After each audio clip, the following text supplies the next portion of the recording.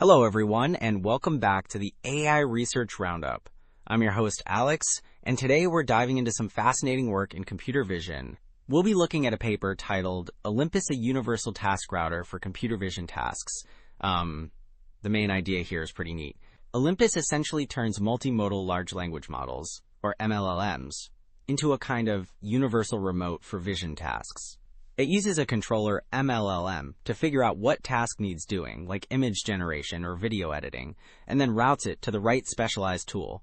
The abstract mentions it can handle over 20 different tasks across images, videos, and even 3D objects, all based on instructions, which sounds really flexible.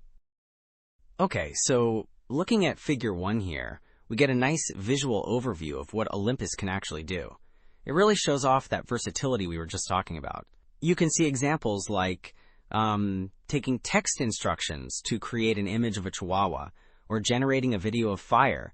It also handles things like controllable generation based on scribbles, editing existing images, like adding books near a dog, and even converting images or text descriptions into 3D models. There's also an example of a chain of actions involving a horse, showing how it can string tasks together.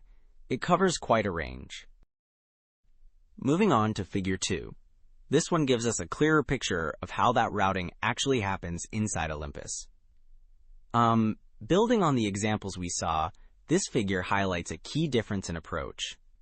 For certain tasks, like visual question answering, asking, "What is this person wearing?" the MLLM can handle it directly using its own capabilities. But for other requests, like designing a table and creating a depth map, it acts as that router we discussed, passing the task along to specialized external models, so it intelligently decides whether to do the work itself or delegate. So Figure 3 gives us a bit more technical detail on those two pathways we just discussed. How Olympus decides whether to handle something itself or pass it on. Building on what we saw, Path A here shows the direct approach again. Like asking about the kitten, the MLLM uses its own visual understanding to answer directly. But Path B is where it gets interesting.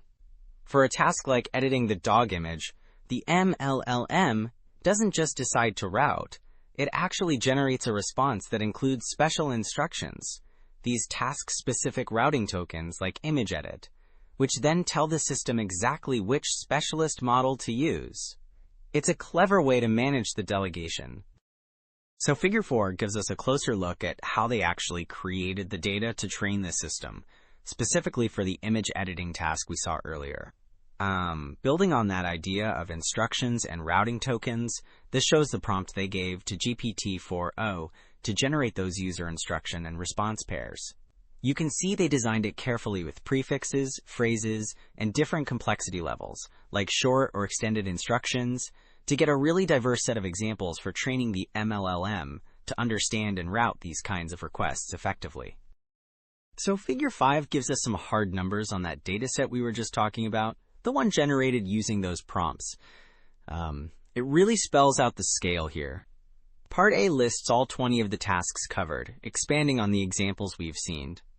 Then, Part C shows the actual size, well over 400,000 training instructions in total, split between single tasks and those chain of action sequences. We also see the average instruction and response lengths are pretty concise. Part B breaks down how many samples they got for each specific task, and Part D shows how complex those chain of action instructions get, mostly involving 3 or 4 steps. So after looking at the dataset used to train Olympus, Table 1 here shows us how well Olympus actually performs on standard multimodal benchmarks. This is basically comparing its core vision and language understanding abilities against other established models. The key takeaway is that even with the added complexity of being a task router, Olympus holds its own. It achieves results comparable to strong models, like MIFA 3B, which it's actually based on, and even slightly outperforms it on several benchmarks, like VizWiz, MMEP, MMB, and MMVet. So adding the routing skills didn't really compromise its ability to handle these standard vision language tasks directly.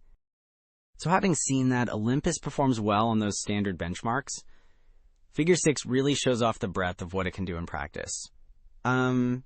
it demonstrates different kinds of interactions. We see examples of single tasks, like identifying a person or creating a depth map.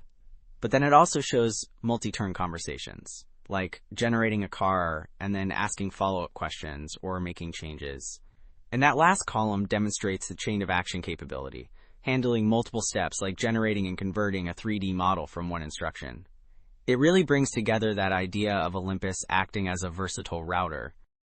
So yeah, seeing all those different examples in Figure 6 really drives home the main idea.